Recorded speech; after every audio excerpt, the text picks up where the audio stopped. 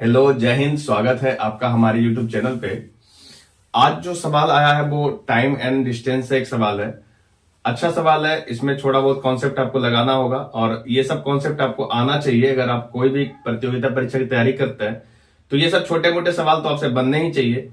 अगर ऐसे सवाल में आपको दिक्कत है तो ये सवाल को पूरा देखिएगा। इसका जो बेसिक अप्रोच है पहले हम वो बताएंगे, जो आपका डिटेल मेथड होता है उससे हम समझाने की कोशिश करेंगे ताकि आपको थ्योरी समझ में आ जाए।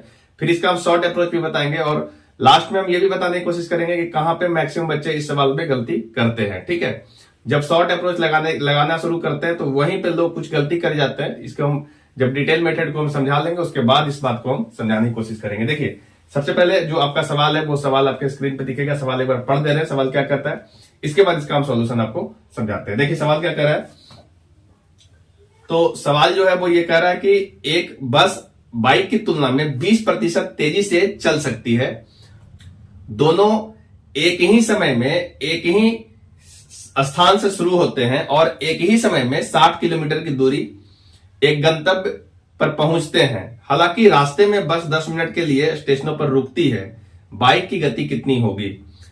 ऑप्शन दे रखा है 60 किलोमीटर प्रति घंटा, 70 किलोमीटर प्रति घंटा, 55 किलोमीटर प्रति घंटा और 65 किलोमीटर प्रति घंटा। ठीक है, सवाल क्या बोला है कि जो बस है उसकी जो गति है वो एक बाइक की तुलना में 20% अधिक है। ठीक है, तो चलिए सबसे पहले तो ये जो सवाल में दिया हुआ उसको हम नोट कर दे रहे हैं। सवाल में ये दिया हुआ है क्लियर कि जो ये डिस्टेंस है, दूरी, मान लेते हैं कि ये वाला जो दूरी यहां से यहां तक है वो 60 किलोमीटर सवाल में दिया हुआ है। ये दूरी है 60 किलोमीटर। ठीक है, अब सवाल में ये बोला हुआ है कि इसमें दो चीजें चल रही है, एक तो बाइक है और दूसरा बस है। बाइक का जो चाल है, सपोज मान ले यहां पे हम लिख देते हैं बाइक और ये है आपका बस, इस दूरी को तय करती है, यानी 60 किलोमीटर को तय करती है और दोनों सेम समय में खुलती है। एक ही समय पे यहां से चलना शुरू करती है और एक ही समय में यहां पे पहुंचती है। ठीक है, सवाल में साफ साफ लिखा हुआ है कि जो बस की जो चाल है वो बाइक की तुलना में 20% अधिक है। ठीक है,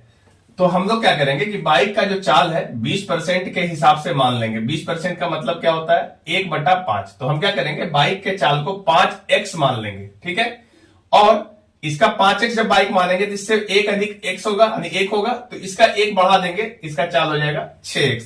आप चाहे तो उसको x मान के भी बना सकते हैं, बाइक को x मान सकते हैं। हम इसको 5x माने इसलिए ताकि हम फ्रैक्शन में नहीं लाना चाहते हैं, इसलिए हमने इसको पहले फ्रैक्शन को तोड़ लिया तो 1/5 आया।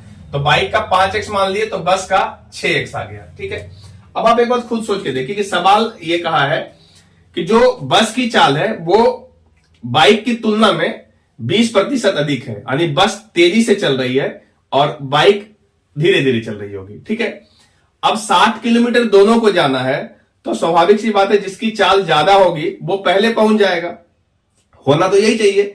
लेकिन सवाल में ये मेंशन है कि एक ही समय पे खुलती है और एक ही समय पे पहुंचती है, जबकि बस को पहले पहुंच जाना चाहिए था। दैट मीन्स ये कि कुछ समय जो बस है वो कहीं ना कहीं रुकी होगी और वही वाला समय आपको दिया हुआ है कि बस 10 मिनट के लिए स्टेशनों पे रुकी है। ठीक है, इसका मतलब ये हुआ कि जो बस का रनिंग टाइम है, जितनी देर बस चली है, और प्लस उसका जो रुकने का समय है, वो दोनों को अगर हम जोड़ेंगे तो वही वाला समय मिलेगा जितना समय बाइक ने एक स्थान से दूसरे स्थान तक जाने में लिया होगा। ठीक है, तो हम पहले ये बात बता दें आपको कि जो बस का रनिंग समय है, बस का रनिंग समय यानी जितनी देर बस चलती है प्लस इसका स्टॉप जो बस रुकती है, ये समय मिला देंगे तो ये आपके बाइक के टाइम के बराबर होगा। ये हम समय की बात कर रहे हैं, ये सब समय है। ठीक है, बाइक का समय। तो हम क्या करेंगे, बस का रनिंग टाइम निकाल लेंगे। बस कितनी देर चलती है, तो 60 किलोमीटर चलने में अगर 6x के हिसाब से चले तो 60/6x आएगा, क्योंकि दूरी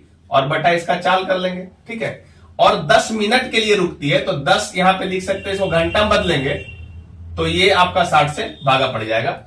और साथ में जो बाइक का रनिंग टाइम होगा वो ये पूरा 60x और बटा 5 आएगा। दूरी तो 60x ही रहेगा, सॉरी दूरी तो 60 ही रहेगा और इसका चाल 5x रहेगा, तो ये आपका वैल्यू आ जाएगा 5x। ठीक है, इसको यदि हम सॉल्व कर दें तो देखिए यहां से x का एक वैल्यू आ जाएगा। देखिए यहां से ये अगर कैंसिल आउट करेंगे तो ये देखिए यहां से 12×5=60 होता है और इसको कैंसिल आउट करेंगे तो ये 10×6=60 होता है। तो 12/x माइनस 10/x अगर करें तो ये वैल्यू 10/60 60 के बराबर होगा। ये 10/x को हमने उधर ले जाके घटा दिया है। तो इसको हम सॉल्व करेंगे तो ये वैल्यू आ जाएगा 2/x बराबर 10/60। ये देखिए कैंसिल आउट हो रहा है 0, और यहां से x का जो वैल्यू आएगा वो आपका 12 आ जाएगा। ठीक है, अगर x का वैल्यू 12 आ गया है तो आपसे पूछा है कि बाइक की चाल क्या होगी, तो बाइक की चाल आपने क्या मान रखा है, बाइक की चाल है आपने माना है इसको 5x, और x का वैल्यू आ गया 12, तो ये 12 यहां पे वैल्यू हम पुट कर देंगे तो ये आ जाएगा 12/60, यानी 60 किलोमीटर प्रति घंटा जो है बाइक की चाल होगी। ये सवाल को हम इस तरीके से बना सकते थे, x मान करके हम इस तरीके से इसको हम आसानी से सोल्व कर सकते थे। हालांकि ज्यादा कैलकुलेशन नहीं है, तो आप इस तरीके से बना के निकल दो तो ज्यादा समय आपका नहीं लगेगा। लेकिन हम थोड़ा सा आपको रेशियो वाला मेथड समझाने की कोशिश करते हैं और ये बताने की कोशिश करते हैं कि उसमें मैक्सिमम बच्चे कहां पे गलती कर देते हैं। ठीक है, ये समझना ज्यादा जरूरी है, क्योंकि मैं बार बार ये कहता आ रहा हूं कि आपको कॉन्सेप्ट सीखना जरूरी है। एक सवाल का प्रॉपर पूरा कॉन्सेप्ट जब आप सीख जाएंगे तो उसके जैसा जितना भी सवाल होगा आप आसानी से सोल्व कर सकते हैं। तो देखिए ये रेशियो वाला मेथड क्या करता है, इसको हम किस अप्रोच से कैसे हम बना सकते हैं, पहले से क्लियर हो चुका है। क्योंकि बस तेज चल रही है तो पहले पहुंच जाना चाहिए था, लेकिन दोनों एक ही समय में पहुंचा, इसका मतलब बस कहीं रुका है, वो समय भी आपको दिया हुआ, उसको इक्विवेलेंट करा के आप सवाल को सोल्व कर सकते हैं। देखिए सबसे पहली बात, 20% का क्या मतलब है, 20% का मतलब होता है 1/5। ठीक है, तो हम ये कह सकते हैं जो हमारा चाल है बाइक का, ये बाइक का जो चाल है, अगर वो बाइक का चाल 5 रहा होगा तो निश्चित रूप से हमारा बस का जो चाल है इस 5 में 1 बढ़ जाएगा, क्योंकि 20% 1 होगा इसका, तो 5 में 1 बढ़ जाएगा तो इसका चाल 6 हो जाएगा। तो हमारे पास चाल तो मिल गया। यदि हम दोनों को दूरी 60 किलोमीटर ही दें, इसको भी 60 किलोमीटर चलने दें, इसको भी 60 किलोमीटर चलने दें, तो निश्चित रूप से इसको चलने में 12 घंटा लगेगा और इसको चलने में 6 घंटा लगेगा, सॉरी इसको चलने में 10 घंटा लगेगा। ठीक है, अब खुद देखिए कि जो बस है वो 10 घंटा में ही पहुंच जाती है और जो हमारा बाइक है वो 12 घंटा लेता है, जबकि दोनों एक स्थान से चलकर दूसरे स्थान पे 12 घंटा ही लगा रहा है। इसका मतलब ये हुआ कि इसको 2 घंटा और चाहिए, तो ये 2 घंटा कहीं रुका होगा तभी वो 2 घंटा गया होगा, तो 10 घंटा और 2 घंटा और इसको दे देंगे, तब जाकर के दोनों 12-12 घंटा का समय ले लेगा।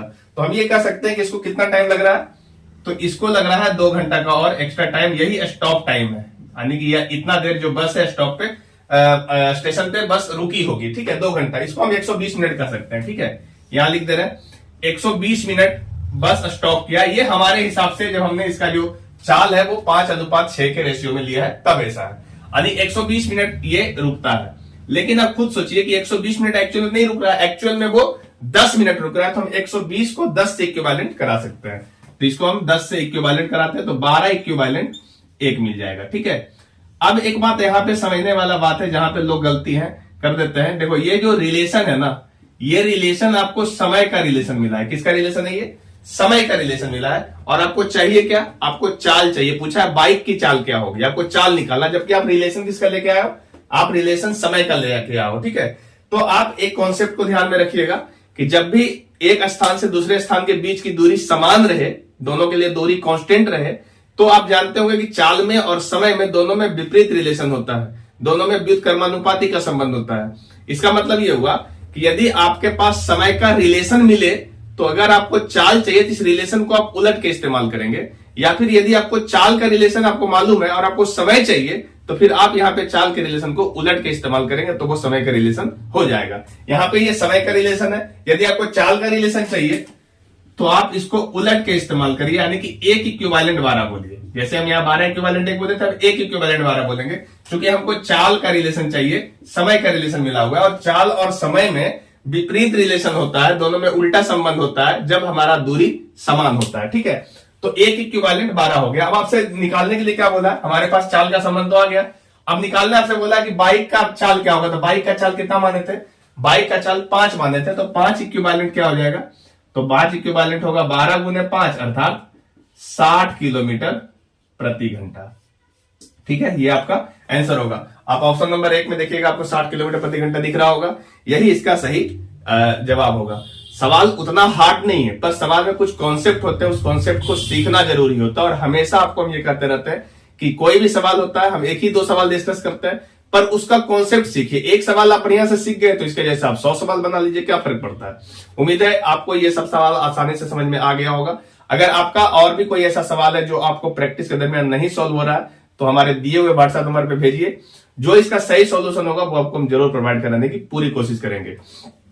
अगर आप चैनल पे नए आए हो तो चैनल को सब्सक्राइब कर सकते हो। अगर आपको लगता है कि इस चैनल से थोड़ा बहुत आपका जो सवाल है डिस्कस होगा तो आपको फायदा होगा, तो चैनल को सब्सक्राइब कर सकते हो, अपने फ्रेंड सर्कल में शेयर कर सकते हो ताकि और बच्चों का सवाल पहुंच सके। तो आज के लिए इतना ही, हम मिलेंगे नेक्स्ट वीडियो में, तब तक के लिए जय हिंद।